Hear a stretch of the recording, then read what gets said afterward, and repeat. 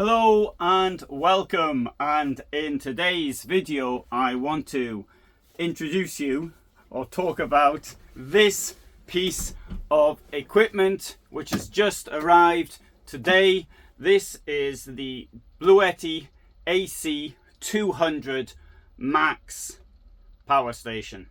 And it's been on the market now for a couple of years, so I always leave things for a couple of years before doing something on them, so we can find out let other people sort out the problems. Now, I am a big believer in these power banks. Effectively, I don't like the word power stations. Power stations, something which you find out in the countryside and run off nuclear power or something. So I'd rather call this a power bank plus or something like that. What is really good for me is the functionality of a piece of equipment like this. But first of all, I do want to say what the downsides are. I have a friend who's completely against them. He's a hardcore motorhomer like myself. He says for the money of something like this, you could add a couple of hundred, maybe 300 ampere hour batteries to your existing setup. Maybe I've exaggerated a little bit there on the amount, but certainly a couple of hundred you could certainly add to your setup, and that I do accept that as an argument if you've already got a motorhome. But what makes this, I think, stand out above all, first of all, the use is right. I talk about motorhomes, and that obviously applies to boats and things like that. But also, if think of traders, for example, people who install things at other people's houses, they need something to power their tools with. Other small businesses or people traveling around a lot, even in their cars. Something like this has a lot of application. Maybe for people traveling on the cars, a smaller one than this would be better. This thing here offers 2 kilowatts of energy. So it's a battery with 2 kilowatts. It's a lithium ferrous phosphate battery, LiFePO 4 if you like. So that is the I think fair to say the safest form of lithium at the moment. There's another form, lithium ion, tends to be it's a bit lighter because it's more energy dense, but it doesn't have the functionality, I think, of lithium ferrous phosphate, and or lithium iron phosphate as some people call it. So what we got with this, so the 2 kilowatts, that is what, 166 ampere hours of power. We have got in it, we've got 4 electrical points there. We have got 12 volt. We've got this thing here, which is not really used in Europe and hard to get open. There we go. Well, it's new, isn't it? We've got these things here, hardly ever see them. There's only one USB-C, but we've got USBs and more USBs there. So I think it's from that point of view, what is good is if you're doing a self-build, something like this would make all the difference. It's got the MPPT controller built in. It's got the inverter built in. Of course, it's in my motorhome. I've got an MPPT controller. I've got an inverter. But for those who don't have it, something like this is, I think, the best solution. Not only that, because the cost of getting everything put into one unit, it'll be approximately the same. Certainly, it would be the same by the time you start including things like labor. So this, and it's really compact and easy to use. Now, this thing here weighs 28 kilos, and so it's a fair whack. I mean, my 250 ampere hour lithium battery, I think it's roughly the same, although this one was easier to carry because it's got these 2 carrying handles on it. So that's positive. So we've also got these for charging telephones at the top, and on the other side around here we've got the input, and the input obviously is something quite important. Now here, this is, there you see, we've got one for charging via the mains, and the other is for charging via solar or from the 12 volt up here at the front. Now, and these two, and this is the interesting part with this piece of kit, is expandable. It can be expanded to 8 kilowatts. Well, I mean, that's a fair whack, isn't it? So I mean, you're looking at what, 700 ampere hour of battery. I mean, that will keep you going forever. How long would this last? For example, if you're on using a computer, depends what you're doing, of course, unless you're doing hardcore gaming or something like that. But on a computer, it would probably last for what, 25 hours, 30 hours, something like that. Depends what you're doing, of course. I mean, if you're just doing documents on Word or something like that, sending emails, it'll last longer. When I put films together, for example, it takes more power. But that gives a sort of an idea. Now, there's one thing I'm not so keen on, though. It's how you actually turn the thing on. So you turn this on like that, and then we get this screen. Now the screen will be perfectly visible now because we're indoors and it's raining. But you control these ports from here. Now personally, I would prefer a little switch that told me that the 230 was on, or the 12 volts were on, or whatever. That would make things much easier. I fear that in a bright sunny day that this would be somewhat difficult to see.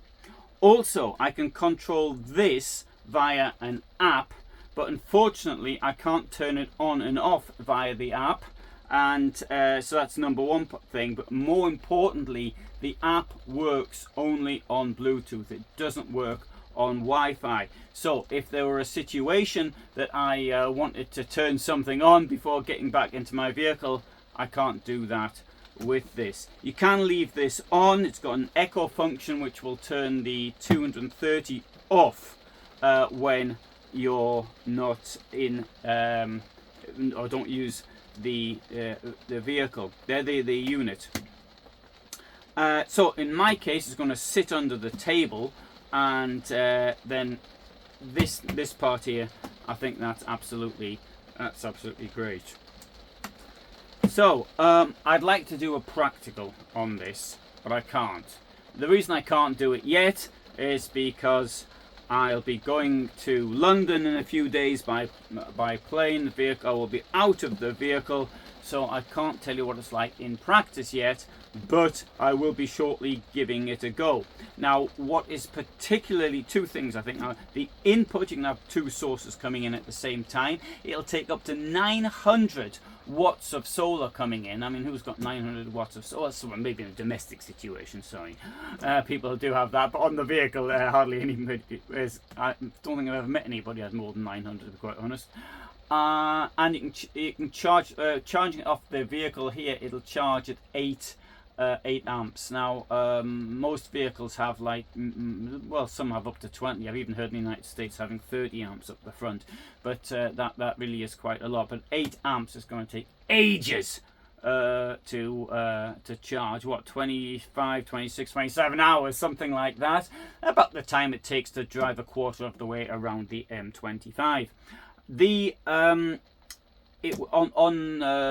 charging it up via the mains, it'll take around about 4 hours. Now there are units which will charge quicker than that.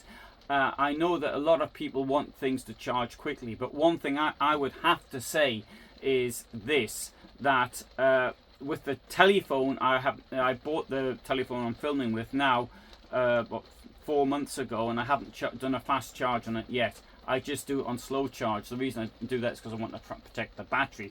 Okay, I accept the fact. If you halve the number of cycles it can do, what can it do? 5,000 cycles, something like that? I don't know. But it's a huge amount. Now, a cycle isn't when you recharge it. It's when you take it from 100 or 80 to 0. In fact, it won't go to 0. You shouldn't take it to 0, but to 10. And but when you do little charge, that's only a fraction of a cycle. I mean, this thing here should last, well, not longer than the vehicle, not even longer than me. I mean, longer longer, just the end of time. I'd have thought it was going to last that long. So unless you put it to really, really hard use. But talking on the subject of hard use, you've got 4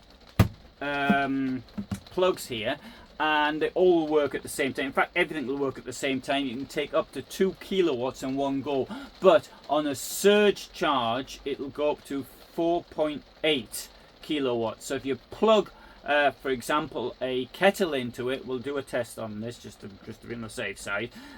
It'll take it. Now obviously if you're thinking of living forever, then and you want this to last as long as you do, then maybe you don't want to be putting it in kettles into it. But you know, if you're using it for when you're going camping or something, I don't think it'll make that much difference. My kettle's 2.2 kilowatts. I think if people do want to use kettles in mobile homes or motorhomes, then really ought to start thinking of something a bit smaller. However, for your missus, unless you're a lass and you're watching this, and this will be for yourself. For hair dryers, this will work just the job, something like this, and so that'll work really well. And now it comes with a box of tricks, which is in here. Now we've got the cables there, so we've got cables for the now if you want to connect on this side, we have a screw-in cable, and that screws in. I think that's a positive thing, but I do appreciate that people might be negative about it. And there we have for the solar. I will do a solar test with this, but you can see what the weather's like out here now. It's not going to be much good anyway. So it's unfortunately today it's the 31st of October, and things are. It's getting a bit bad on the weather front. Here, I'll put that up there, and I'll show you the final thing here, which I want to show you is this. This is a power brick. Comes in a plastic bag. I haven't even taken out the bag yet. Right, there we go. So there is the power brick. Now I've heard people complaining about the power brick. Now, in my opinion, this brick is either a brick which is external or it's built into this. If it's built into this, this is going to be bigger and it's going to be heavier. So I think an external power brick is a good thing. Now, what are the things to look out for with the charger of a power bank of this nature? One thing that can bother me is the noise when it's in charging, so the noise of the inverter that can come on, and particularly if I've got my computer plugged into it, for example, and it makes a noise. I don't like that at all. So that's one thing I am going to be testing, see if how that works. I understand also that this can make a bit of a noise as well, but we'll find out how well that works. 4-hour charge, as I said earlier. I mean, again, I've heard people complain at the 4-hour charge, and that there are units which charge quicker, but it's my way of thinking. I think that's reasonable, to be quite honest. I don't think that's bad. Right. What about using it for other kit? In the instructions, it says you can't use it to power a fridge. Some people must have pretty powerful fridges. I think that this will work well any problems whatsoever with a fridge, in my opinion. So I don't see that as being anything there difficult at all. Now, one thing I'd also like to do, obviously I can't do it right now, but I'd also like to show you how you can incorporate this unit into an existing motorhome. So if you've got an older vehicle, before you replace the batteries, let's have a look and see how we could actually incorporate. For self builds, this is absolutely fantastic. This is just the sort of thing. For units like I've got, which are okay, this one here is 17 years old now, yeah, I could use this because it did have lead acid battery or AGM batteries. When I got it, I put my own Lifecycle 4 lithium ferrous phosphate battery in it, but we'll also give this see how this could act in its place. Good. Right, so that is the information on this unit. This is the biggest I have ever looked at power bank. There are even bigger ones on the market. I have seen them in use in practice. I don't mean for people like me just using power banks to sort of sit at my table and make videos with, and whilst I'm on the road, as emergency kit. Kit that I can, if I find myself at somebody's place, I can pick it up and then have it charged up at the house or in restaurant or some other business or something like that. I have seen these things in action in Ukraine. I was there last winter. When there were many places there was no power whatsoever. When we crossed the border, bang, completely dark except for the headlights from vehicles. And I was involved with a charitable organisation which was taking units like this to various places, and they worked very well in the circumstances there. And not only that, for in some, even in larger cities such as Kiev or Kharkiv, where people got a couple of hours electricity per day, you could give it a charge then, and bang, you had enough to keep you going for the following day for your computer, for your telephones or whatever.